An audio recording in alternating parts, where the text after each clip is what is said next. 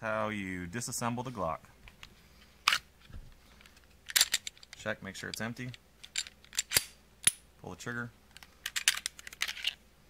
Most people know that part. Okay, take these pins out. Just this top one, if you have a Glock tool or if you have a punch, just push it out. It comes out real easy. Back pin, mine's a little more difficult because I have this back strap on, but if you just push on that pin right there, it comes right out. And then this pin here actually comes out really easy if you just kind of fiddle with the slide catch. It just drops that pin out. So those are all your pins right there. Slide catch comes right out. Then take the tool and just kind of pry up on the locking block, comes right out. And then your trigger bar and assembly come right out like that. This part's done. You can take out the mag release if you want.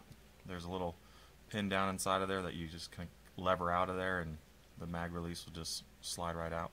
And then after that, taking down the takedown lever here, basically you just, well, I might as well just do it. Push down on the spring, and then if you can get a little gravity there, helps you. It just fell right out.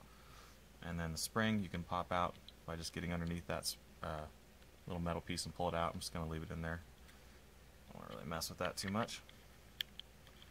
And then put that back in by pushing down on it. Put that piece back in just like that. Okay, so here's your trigger bar assembly here. Basically you just push it back and just twist it to the side and it pops out. So this is the part that I replaced, the trigger. Real simple.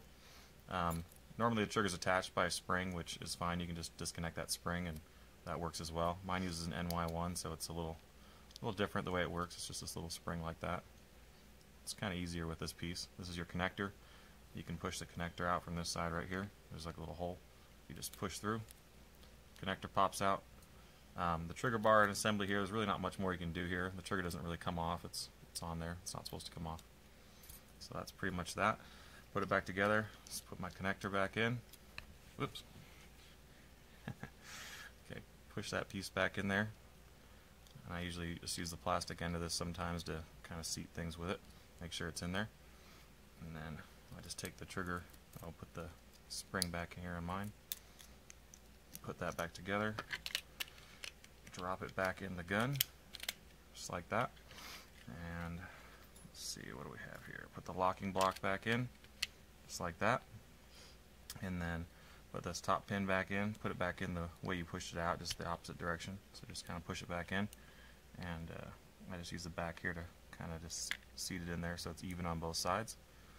And then take your slide stop, put that in like that, and then you want to come in the back side here, and that just really just drops in and locks into place.